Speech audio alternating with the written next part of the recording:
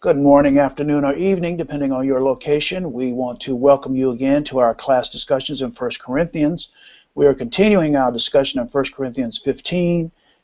We have been studying the book of 1 Corinthians for some time, going through each chapter, looking at some of the important points, highlights, sometimes specific verses, and even words in our discussion and study.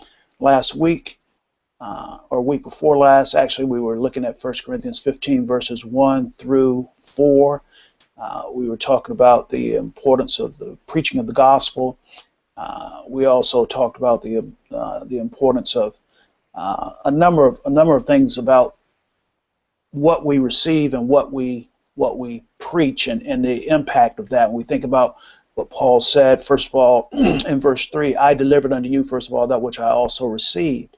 So we did quite a bit of discussion with reference to those verses, how we teach people, what we teach people, the importance of teaching people properly, correctly, according to the scriptures. And we want to continue on this week, looking at the verses that follow, verses 5 and following. But we'll begin again with verse 4.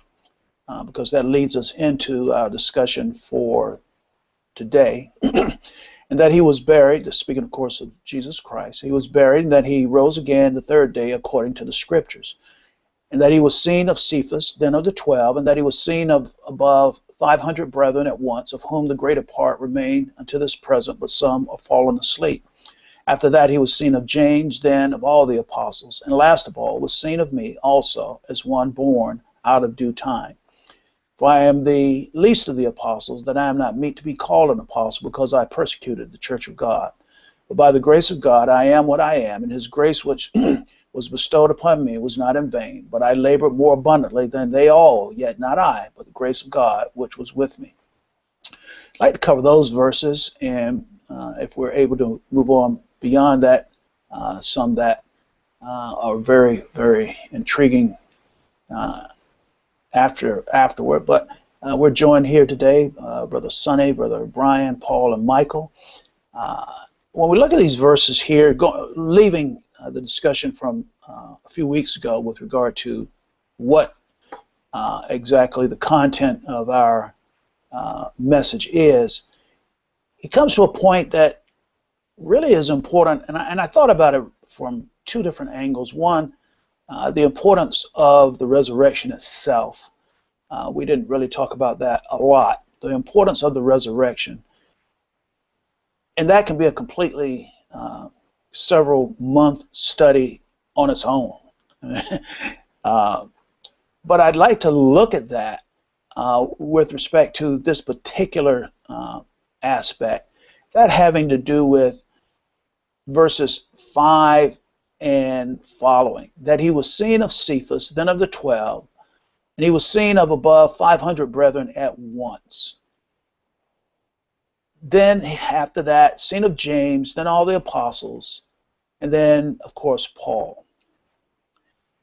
When we think about why those verses are important, and I want to just look at that for a second. Why are those verses important? What was it about the importance there of Jesus being seen? What was the importance of seeing the resurrected Christ for those of faith in the first century? Sonny? The key point is evidence. I mean, as you know, that I'm an attorney myself, so in the practice of law, basically evidence is key to the success or failure in every case. So I think that the resurrection is an outrageous claim if it's not backed by evidence. Nobody would believe in the resurrection of the dead. I mean, the Chinese has a saying, you see, that when someone dies, you know that he could not be raised again. So, I mean, this is a classic example of it. And that for the early church and the apostles to make that outrageous claim that Jesus rose from the dead, you know, that it would be unbelievable. unless it's been backed by evidence. And Now, if for I the could, Jews, if I could just interrupt for a second. This is what caused the problem in Acts chapter 17, isn't it? that's true. That's true. Yes, but you see, the point here is basically that the law of Moses, as we know, that demands the testimony of at least 2 witnesses for a case to stand. So the apostles, being Jews themselves, they understood the significance of that law. And since that the gospel was preached to the Jews first, and hence the Jews would demand evidence. And that's why it was so important for the early church to be able to testify through the apostles, the eyewitnesses, to the resurrection of Jesus. So the law of Moses required only 2.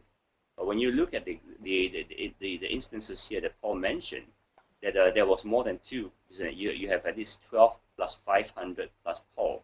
So at least 513 of them, having seen the resurrected Lord. And hence the evidence is very solid. I think that when we glean through the Acts of the Apostles as well, that when we look at the first 8 chapters, for example, of Acts, and how the apostles preached the gospel. I mean, I once said to the congregation here before that today there has been many people who discount the resurrection as a fairy tale, as a hoax, or whatever you call it, as untrue. But the problem is that they have to answer the problem in Acts of the Apostles. The apostles chose the preaching of the first gospel sermon right in the center of Jerusalem. That was the place where Jesus was crucified. And that's where the enemies of Christianity was. So that in order for the apostles to preach that and say that Jesus was crucified on the cross, common knowledge to everybody, those who were there at the Passover, they seen him on the cross, and to say that he has risen from the dead, it would have been a very fatal move for the church if the apostles' testimony had not been backed up by evidence. Because that all they needed to do is to produce the body, habeas corpus, isn't it? As the law says. The enemies would just produce the body of Jesus, and that kills the whole church. Then. But the fact is that the enemies of Jesus could not produce the body and could not refute the testimony of the apostles. Tells us a lot about the credibility of the gospel accounts. You see? Mm-hmm. And for any opponents of Christianity today, 2,000 years or more later, to make that claim that Jesus did not rise from the dead, they are 2,000 years too late, because they have to explain the Acts accounts. The Jews could not discount it. The Romans could not explain it. The Gentiles were baffled by it. So there's a lot to answer for. See? That's why I think that, like you rightly say, so that when you talk about the resurrection, you can preach sermons after sermons for months on end. It's true. But I think that the basis, the foundation of the resurrection story itself is based on evidence, and the evidence is indisputable, is irrefutable. As Luke said, he provided what was that? Many infallible proofs of his resurrection in Acts 1. And this is the foundation of Christianity that no one can ever rock. Any opponents today who claim that they can shake the foundation of the resurrection, they're 2,000 years too late. Talk to the enemies, talk to the Jews in the first century. They couldn't answer it. So what else can you say? Case closed. And Michael, Sonny, can you mute that for a second? And Michael, do you think that there's a significance? I've in doing some study, some reading about it, some seem to place some importance on his being seen by Cephas, or at least listed here as seen by Cephas first.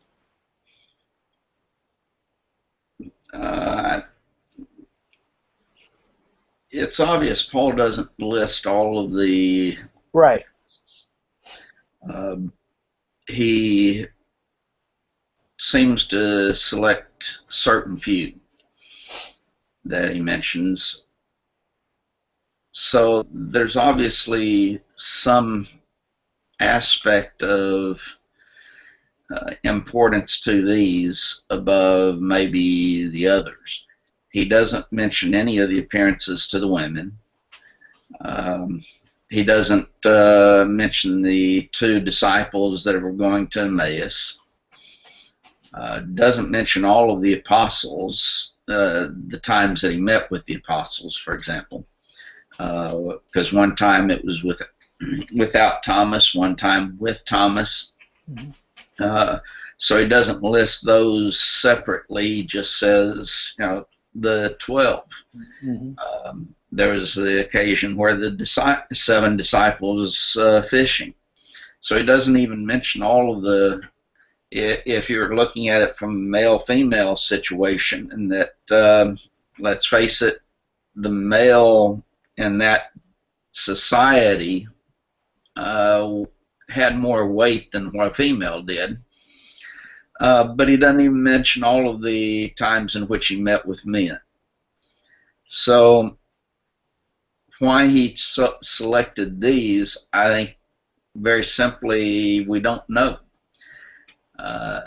It gives enough, and as Sonny was talking about, it gives us enough evidence and witnesses that clearly establish the case. And I think that's all really that he's attempting to accomplish in this. Some were wondering if it may, and of course this is all speculation. No one would know. But listing Peter first, sort of as a rollback to the denials that Peter made and how important it would be for him to see him and ease his pain and all and so forth. But again, as you mentioned, there are others that, for instance, Emmaus, which is one of my favorite accounts. Why are you laughing, Michael? Well, I like the road to Emmaus also, and the teachings that Jesus gave there. Wouldn't you have loved to have been a little bird on the, or fly on the wall in that situation? Well, yeah, we were talking about that. Actually, we were talking about that Wednesday. Wednesday night we were using the typology book actually for the first time, and I can't remember exactly what it was that brought us around to the it's a question to the Luke 24 story, and that's one of the things that immediately would come to anyone's mind. Here you are. You're completely devastated, as the account shows that they were.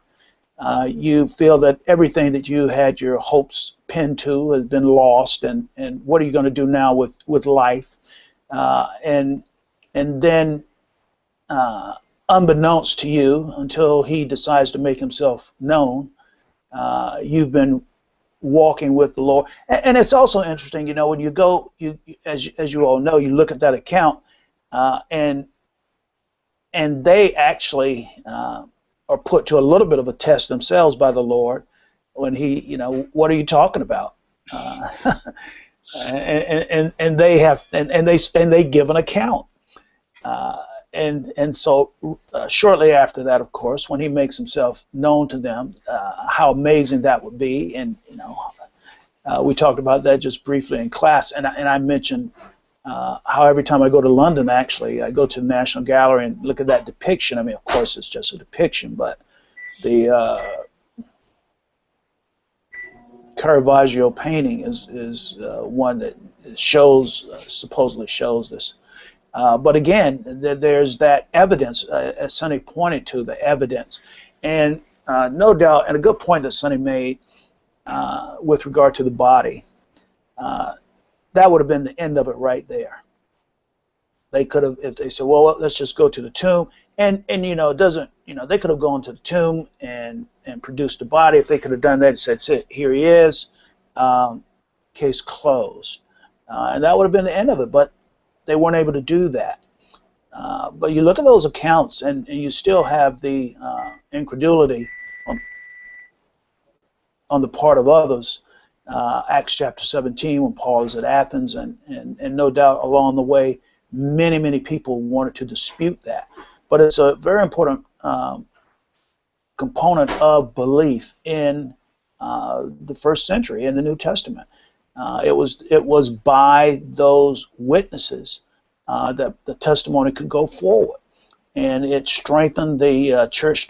Strengthened the church, and having the people who had seen him. It gave credibility to everything that had been said before by the Lord, and it provided what was necessary. Now, when we think about that today, evidence today, people say, well, I don't believe because there's no proof, there's no evidence. How important are the various documents that we have available? One can talk about the scrolls and so forth, but I'll start with you this time, Michael. What about the documents that we have as evidence today? How important are those? They are important because if, for one thing, they established the fact that the tomb was empty. But what a lot of people don't realize is, and those who reject the Bible in particular, and a lot of Bible-believing people think that the Bible is the only really, evidence that we have of the resurrection. And that's just so false. There is so much historical evidence that it's an amazing aspect.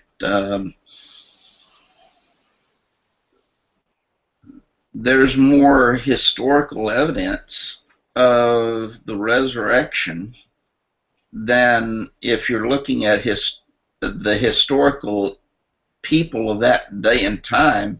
We have more evidence for the resurrection than we do of anyone who lived during that day. And you cannot simply dismiss the biblical writers and their history. As some would want to do, and say, well, this is just something written by men. This is just a historical account. It may have been an error. You look at the different gospel accounts. They don't all agree. Various efforts of dismissal. Mm-hmm. Yeah, there are, and some of them say, well, they're just the friends of Jesus, so you can't really consider that.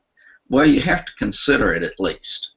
If you're looking at it at a critical eye as far as truth, false, and whether or not it gives it.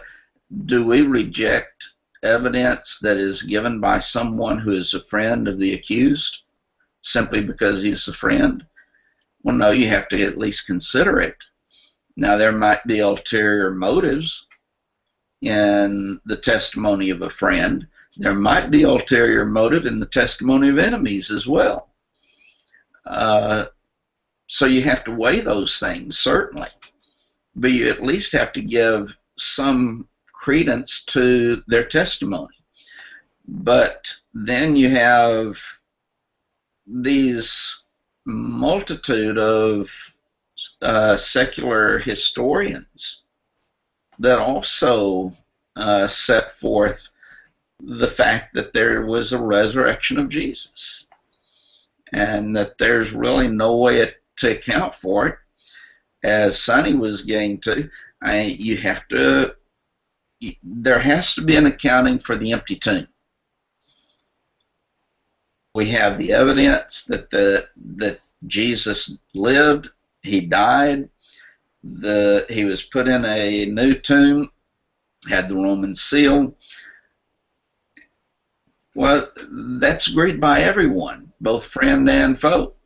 And we mentioned that in our last discussion, the importance of the fact that he was buried.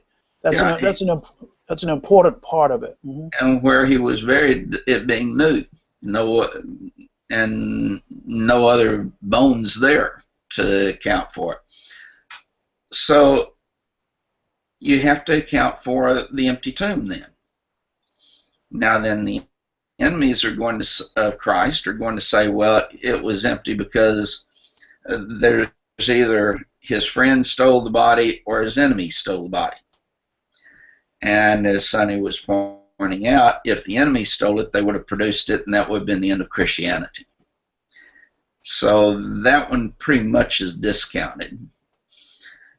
So it's the accusation, his friend stole it. Well, there's so many problems with even that view that it's ludicrous to think that they would have been able to.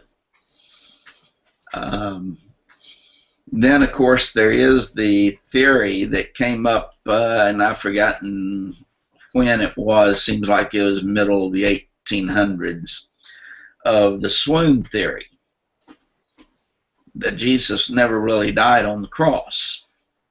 He just passed out.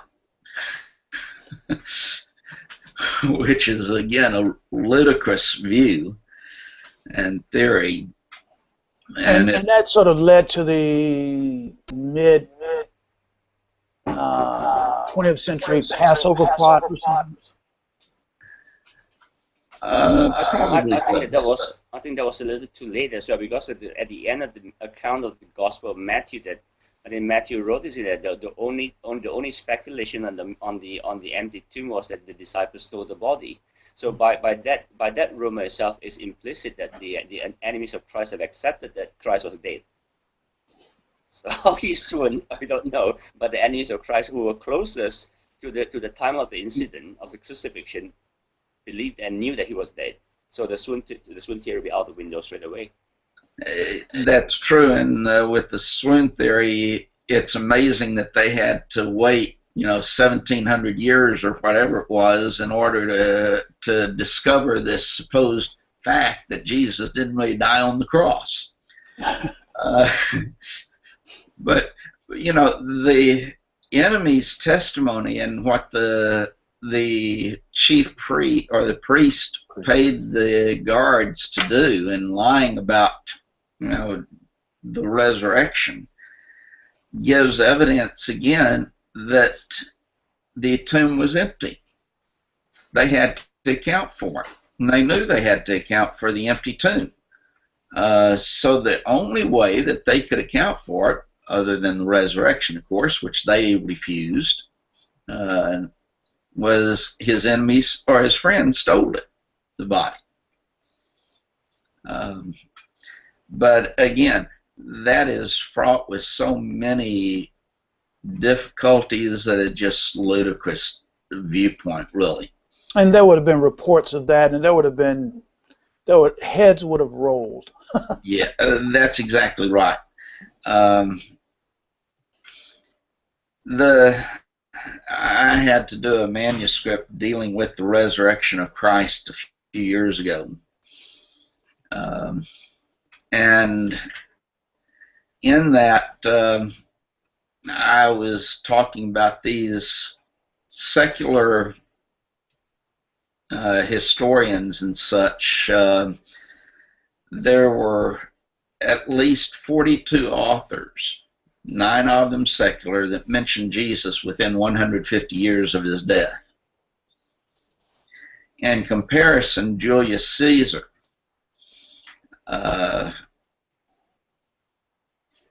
only 5 sources report his military conquest. And so it's things like that that people don't even know about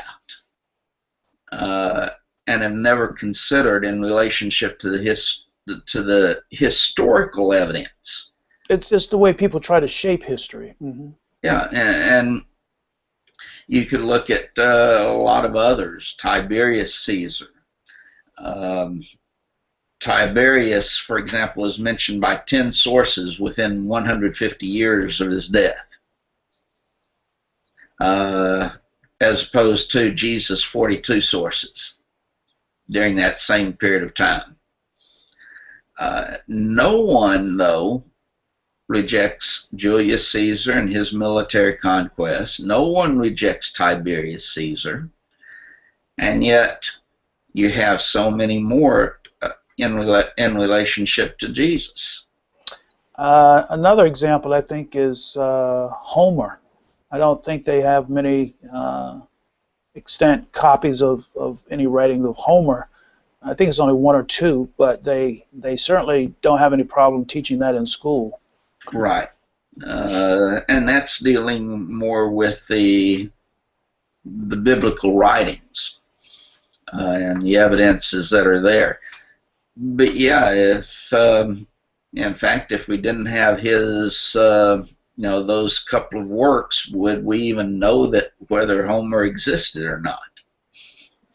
And yet everyone accepts it based upon that very small bit of evidence.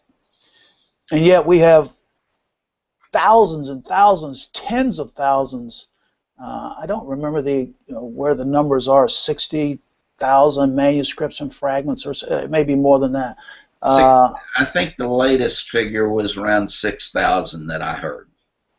6,000 copies, or 6,000 manuscripts is the way in which it's put, but those, when you're dealing with manuscripts, you're dealing sometimes with just small fragments. I think it was 6,000 manuscripts, but a lot more fragments, a lot more. But in any case, when you look at that, we also were talking a little bit about the importance of the discovery of the scrolls, the Dead Sea Scrolls, and how that really solidified a lot of, it sort of debunked a lot of the criticism that had been for the manuscripts that were being used at the time, especially when you think about those that were used, so whether it was the King James and so forth. But having those documents from the scrolls took it back, 1,000 years before that, and just even more credibility, more evidence. I think one of the things that you mentioned, Michael, and of course, this sort of just makes it a little more of a modern discussion from what we were reading in verses 5 through 11. But you think about where in the first century, when you had all of those witnesses, there was likely not any great dispute with regard to the witnesses, except for those who simply had a philosophical or political reason to oppose it. And they wouldn't say, well, it would just, in some ways, the opposition to it would have an ulterior purpose. And when we think about today, with all of the evidence that is available from the manuscripts, you find that many people, as you were mentioning, many people have no idea of the abundance of material available with regard to manuscripts and fragments and so forth. There's just nowhere near the amount of knowledge regarding those that. And I was looking the other day at the manuscript, I think when Matthew at the Penn Museum, it says the oldest, or at the time of its discovery, it was the oldest of the Matthew fragments in existence, and I think it dates back to the 2nd century manuscript. Or fragment, actually. It's not a complete manuscript, but it's fragment there. And there's this website, what is it? Hold on a second, let me see if I can find it, that deals with manuscripts entirely.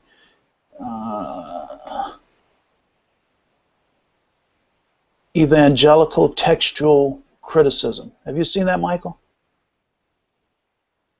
I don't think I've seen that one. I have one that Evangelical Textual Criticism, and the whole site is devoted to manuscript study, etc.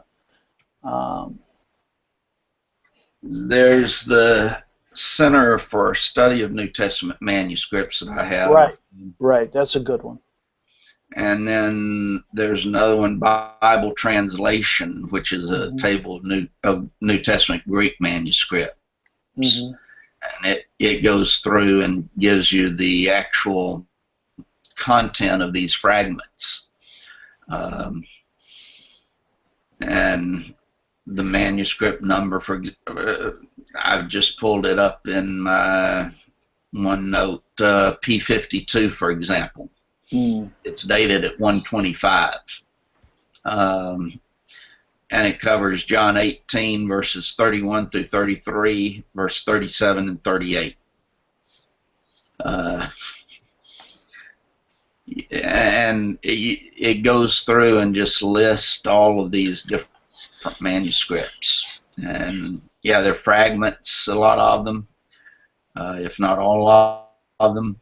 But it's interesting to see all the evidence that we have. The P52, that's Rylands, isn't that Rylands? Yes, it is. Now, Mike, I don't remember when we were over there. We didn't go over to the Chester Beatty, did we? No. And Sonny, have you had an opportunity to go over there in Dublin? No, so far not yet. But what I want to say is basically that the New Testament manuscripts we know is about 6,000 of them. That's an extent that most of them basically that they may be late manuscripts, but and they are all well dispersed around the ancient world, as we know, is in the Byzantine period, in Egypt, in Africa, and everywhere around the world. And but what I think one of the things that a lot of people fail to realize is basically that these manuscripts are basically generally in agreement as an overall with one another.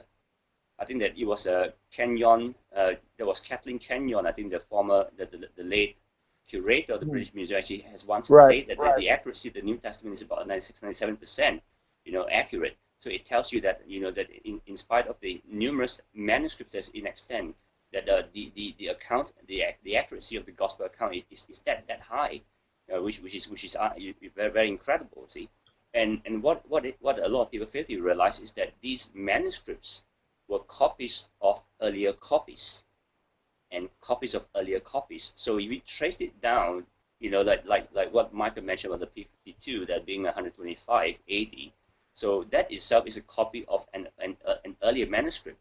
So as you traced it down, the root itself, you will see that basically that the written accounts of the gospel concerning the resurrection, for example, among other things, it was written very close to the time of the incident itself. From the oral traditions of the teachings of the apostles to the writings itself, it took place very, very close to the time of the resurrection. So it would discount the fact that there would be sufficient time for myths or legends or fables to develop because of the existing eyewitnesses to the account and the proximity of the oral tradition itself.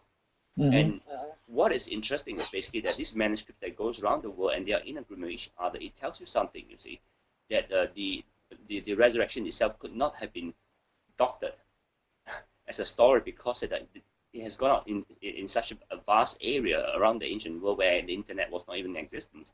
So nobody knew what was going on, and yet the churches in those period of time preached the resurrection of Jesus. So you can only trace it back to the apostles.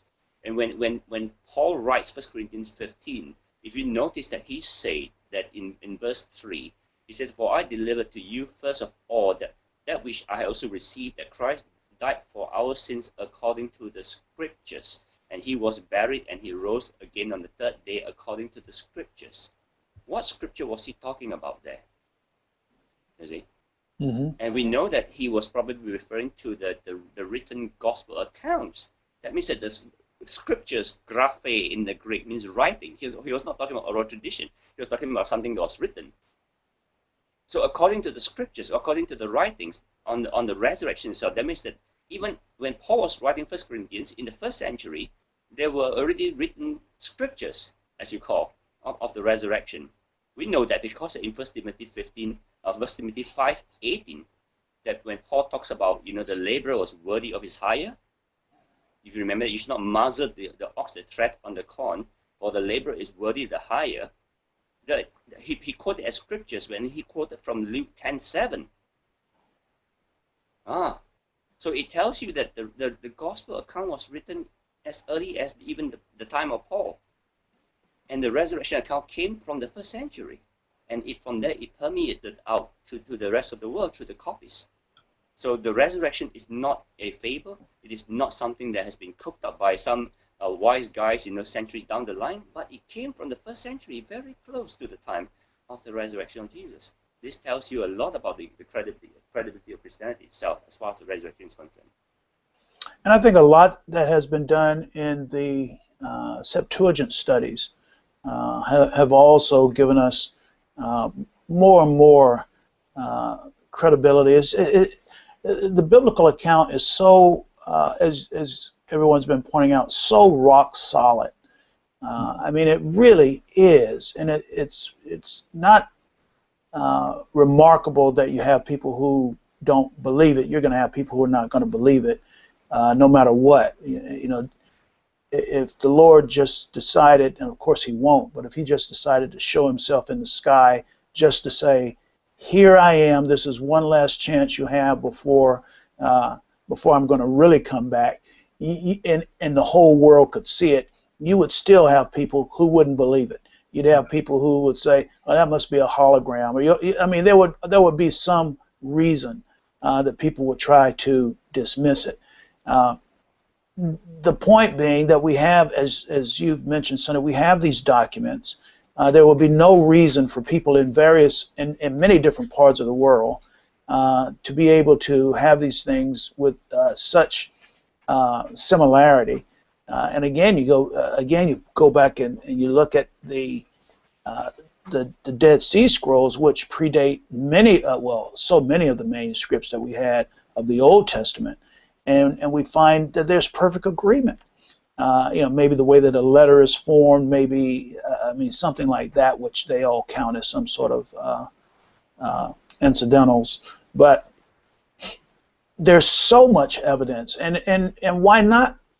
And why would there not be so much evidence? God has given us this evidence so that we, as John wrote toward the end of his gospel, these things are written that you may believe. And of course, when we look at those things now, even more confidence, even more, we should have even more faith. But it is something remarkable. If you get a chance. If you ever get a chance over the Chester Beatty Museum, that is a fantastic collection of fragments that he has. I don't know if he has the largest single collection of fragments, but I think he has. I think it's pretty close. Could you look that up, Michael, and for a second and see Chester Beatty Library? I think he has one of the largest collections of fragments. The occasions that I was able to go, one, he had an exhibit of the writing of John, and then in another one, I think last year when we went, the Pauline epistles were on display. And when we look at this in light of what Paul says afterward, which we'll cover next week, it's a natural transition. And that's what we'll focus on next week, beginning with verse 12. Now, if Christ be preached that he rose from the dead, how say some among you that there is no resurrection of the dead? I want to deal with that as a completely separate discussion there, because I think it points to some of the problems that they're having in Corinth, points to a number of problems in terms of addressing some issues today, but especially, I think, with regard to the importance of the resurrection for the first century Christian. Did you find something on that, Michael? I found his website, or the website on it, but I don't really have specific. It just says that has diverse collection of historical artifacts brought during the mid-1900s, dating back to 2700 BC to the present day. Egyptian papyrus text, illuminated copies of the Quran and Bible. So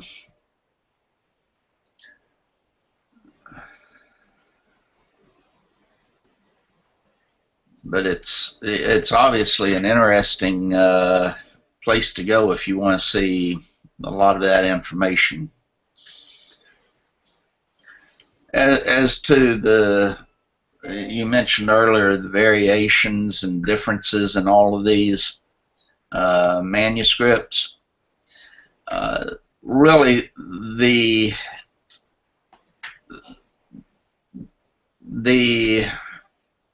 rival readings as opposed to various readings,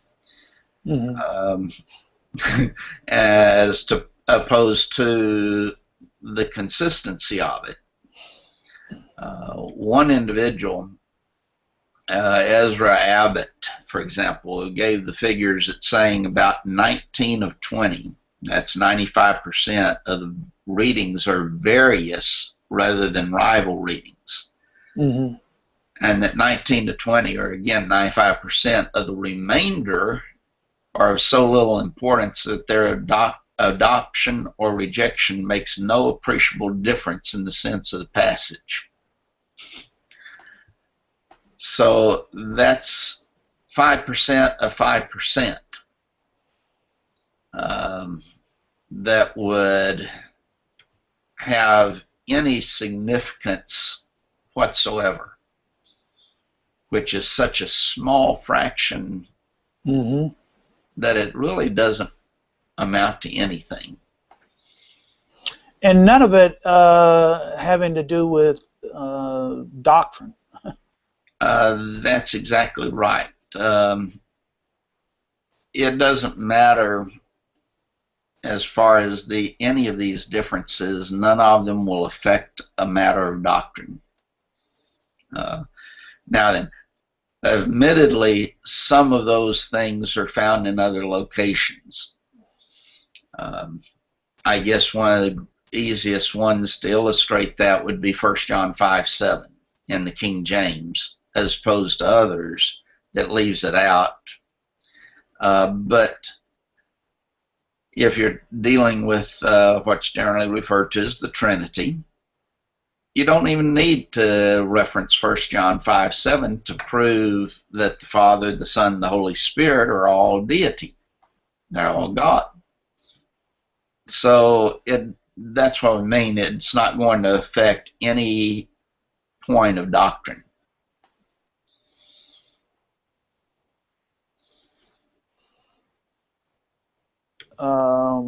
Let me see. I was looking at this article.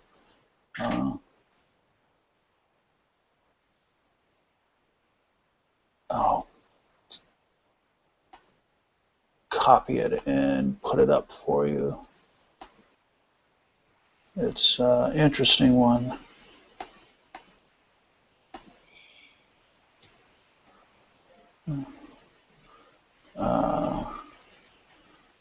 Yeah. The last one that I put up, of course, they have something up there talking about Easter and all that, but that was of no importance.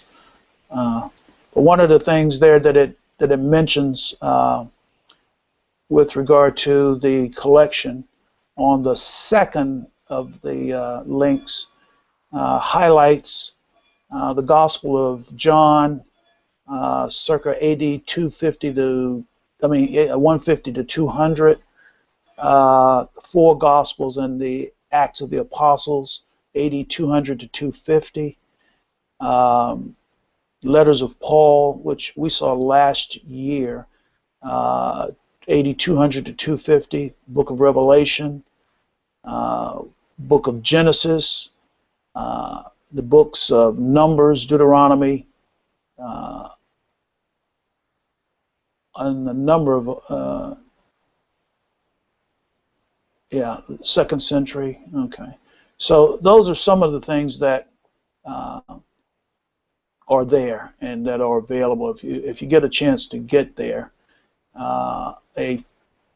just an incredible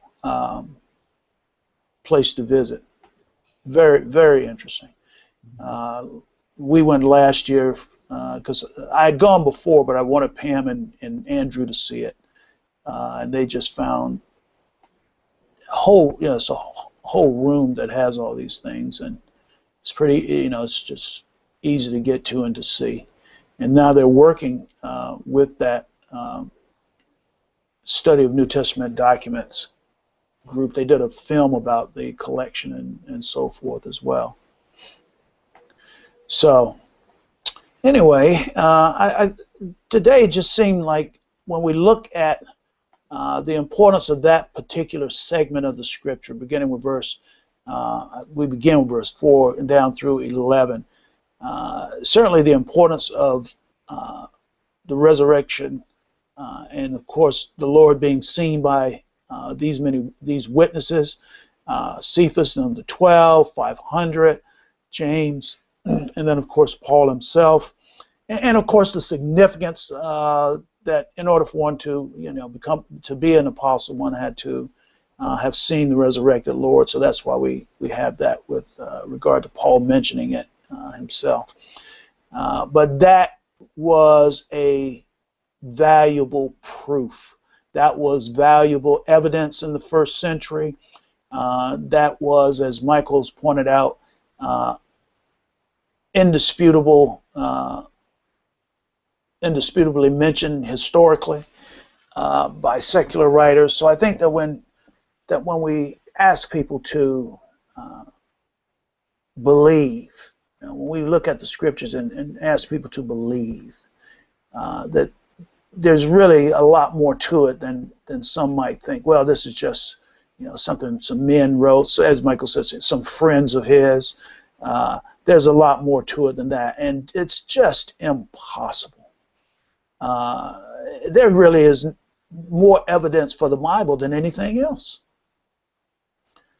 There's more evidence for the scriptures than anything else. More evidence for the scriptures than Shakespeare's folios.